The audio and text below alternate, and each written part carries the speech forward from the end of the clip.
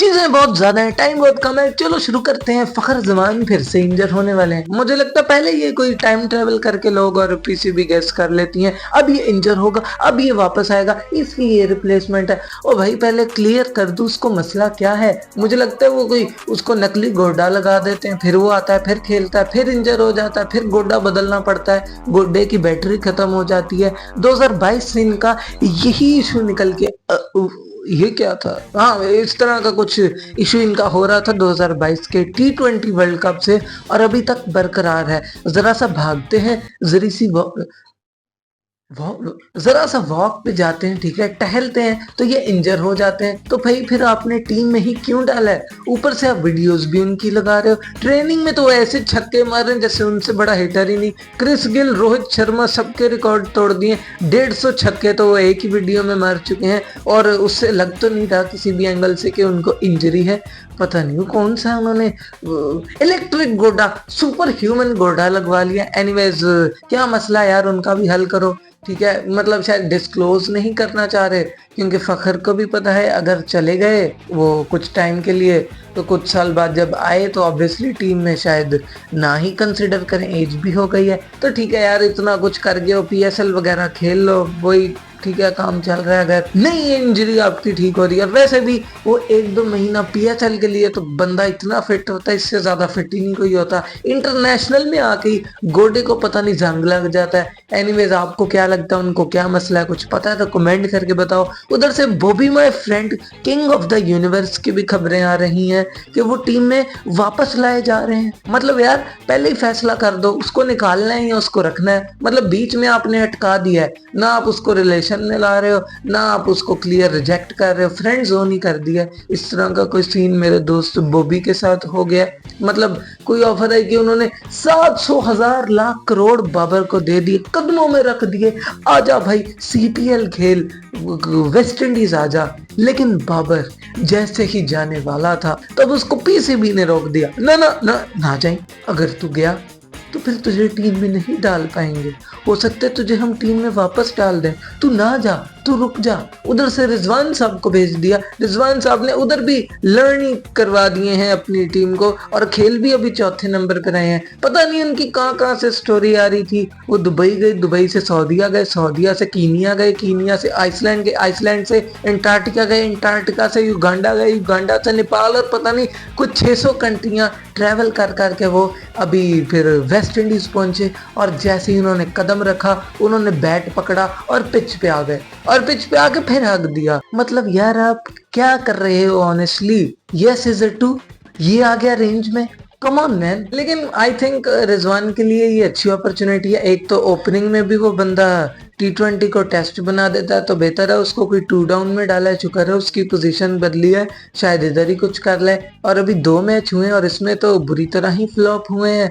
और इंटेंट है, लेकिन वो स्किल और वो टेक्निक नजर नहीं आई। शॉट मारने जाते हैं फिर नहीं भी मारते, बीच में रुक रहे हैं, तो अभी भी वो मसला है। लेकिन ये अच्छी एक ऑप्शन है रिजवान के पास, ऑप्शन तो नहीं अपॉर्चुनिटी है। और प्रोबेबली मैं तो चाहूंगा यार इस पे ना अब थूकें, इस पे ना हगें, प्लीज इसको कैश इन कर लो। कोई अच्छी एक इनिंग खेलो 150-200 के स्ट्राइक रेट से, एक भी नहीं बल्कि 2-3 इनिंग्स खेलो 200 तक के स्ट्राइक रेट से, आपकी इंटेंट नजर आए कम से कम, और रन शन नजर आए, क्योंकि इतना भी इजी नहीं उधर खेलना। तो फिर आजो टीम में कुछ और डोमेस्टिक में चलने के बाद इसी तरह। दूसरी तरफ बाबर पे बात करें तो यार आई थिंक CPL में अगर उसको बुलाया ही था तो जाने देते, क्योंकि अब उसको ड्रॉप कर दिया तो टीम में क्यों बुला रहे हो?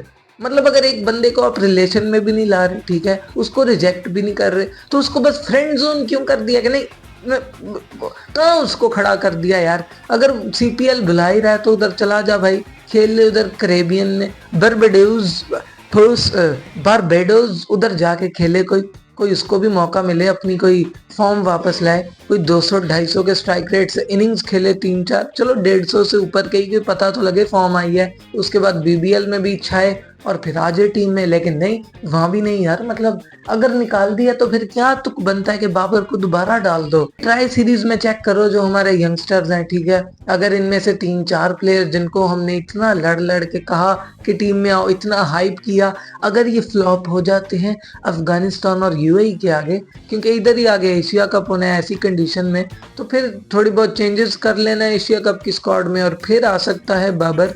अगर मिडल में या टॉप में कोई फ्लॉप होता है, या तो कोई ओपनर ही बिल्कुल फ्लॉप होता है या टॉप ऑर्डर में, क्योंकि बाबर यूएई में एंकरिंग उंकरिंग तो कर सकता है, गैप गुप में चौके भी मार सकता है, बस फॉर्म की कमी है वो आ जाए तो, और इंटेंट भी तो मतलब चेरी ऑन टॉप है, इस तरह का कुछ होना चाहिए।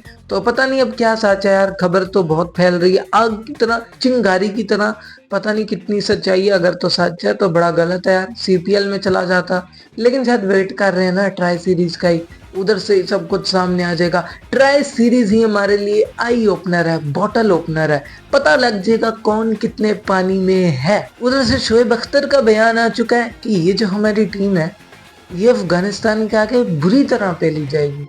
अफगानिस्तान 130 नहीं करने देंगे, इनको पेल के रख देंगे। पाकिस्तान ने 130 140 इनके आगे कर लिया तो फिर कहना। अब बहुत लोग क्रिटिसाइज इस पे करेंगे, बायस्ड होके अनडाउटली सपोर्ट करेंगे, लेकिन कहीं ना कहीं शोएब अख्तर सही ही कह रहे हैं अगर आप क्रिकेट रेगुलरली देखते हो, क्योंकि अफगानिस्तान वो टीम है जो ऑस्ट्रेलिया को हरा चुकी है, ऑलमोस्ट इंडिया को हरा चुकी है, इंग्लैंड को हरा चुकी है, तो हमें भी बुरी तरह हरा ही दिया कुछ सालों से। हमारे लेजेंड्स को, जो हमारी असली पुरानी बैकबोन थी, उनकी कमर तोड़ चुकी है। तो ये हमारे यंग तो फिर पता नहीं क्या होगा इनका।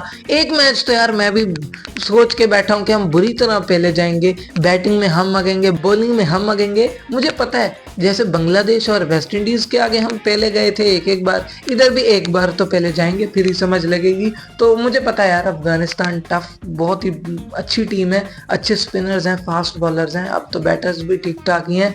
तो हाँ, ऊपर से कंडीशंस भी उनको सूट करती हैं, उनका होम ग्राउंड है, तो बहुत मुश्किल है कि हम लोग कुछ करें। एक मैच में तो पहले जाएंगे, प्रोबेबली पहला जो उनके साथ होगा, लेकिन बाद में कोई टीम इनको पेल सकती है सिंगल हैंडेडली, जैसे न्यूजीलैंड को न्यूजीलैंड में पेला था और वेस्ट इंडीज को। तो वो हमारे यंगस्टर्स ही हैं जो कि इंटेंट दिखा के कुछ ना कुछ कर सकते हैं, कुछ फाइट।